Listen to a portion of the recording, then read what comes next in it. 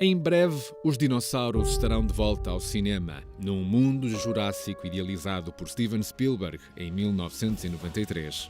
O cinema reimagina as espécies extintas há mais de 65 milhões de anos, mas, em boa verdade, há espécies a desaparecer neste preciso momento sem a mesma visibilidade na sétima arte. Segundo a Organização das Nações Unidas, o atual ritmo de perda das espécies é 100 vezes superior ao ritmo de extinção natural. O responsável é o homem, com a ocupação do solo, a exploração insustentável de recursos naturais, a poluição e a introdução descontrolada de espécies invasoras.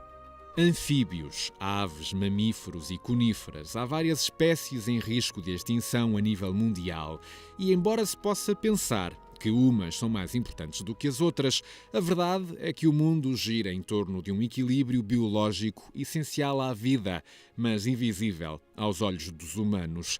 O desaparecimento de uma espécie em concreto pode ter impactos em cascata na sobrevivência ou na expansão de outras espécies. As alterações climáticas são um dos fatores responsáveis pela redução da biodiversidade e os impactos não passam ao lado da Península Ibérica, um retalho de terra que, embora ocupe 6% do território europeu, é um santuário de biodiversidade que concentra mais de 50% da fauna de vertebrados terrestres, 30% dos quais são espécies endémicas da região. Miguel Bastos Araújo foi o coordenador de um trabalho de investigação que resultou num extenso prognóstico intitulado Biodiversidade e Alterações Climáticas na Península Ibérica, onde estão identificadas as espécies mais e menos ameaçadas pela mudança do clima.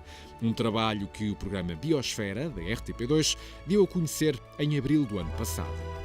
Por um lado temos o desaparecimento de condições climáticas que são adequados para algumas espécies, principalmente para espécies tolerantes aos climas frios, e depois temos a migração de climas mediterrâneos da metade sul da Península Ibérica para a metade norte, o que faz com que a fauna que existe no sul da Península Ibérica tenha que ser forçada a migrar, num caso extremo, para a metade norte. De 300 espécies analisadas, há casos como a lagartixa da montanha, endémica da Serra da Estrela, que poderá perder totalmente as condições climáticas do seu habitat, colocando em risco de extinção na península. Impedir o pior dos cenários depende, por isso, de todos nós, neste caso, dos esforços governamentais de Portugal e Espanha.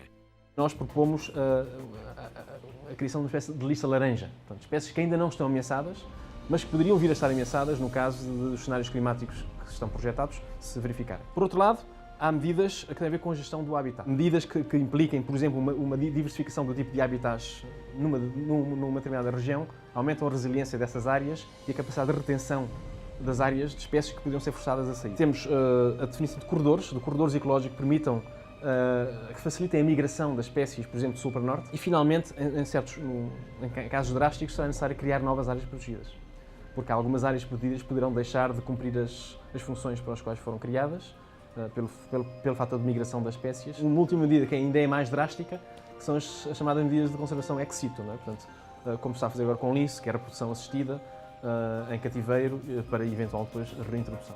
Nestes breves minutos, apenas arranhamos a superfície de um problema complexo e que já não tem fronteiras à escala global. Se tudo continuar como está, a diminuição da biodiversidade será imparável e desta vez não haverá arca de Noé que nos salve de um planeta cada vez mais desequilibrado.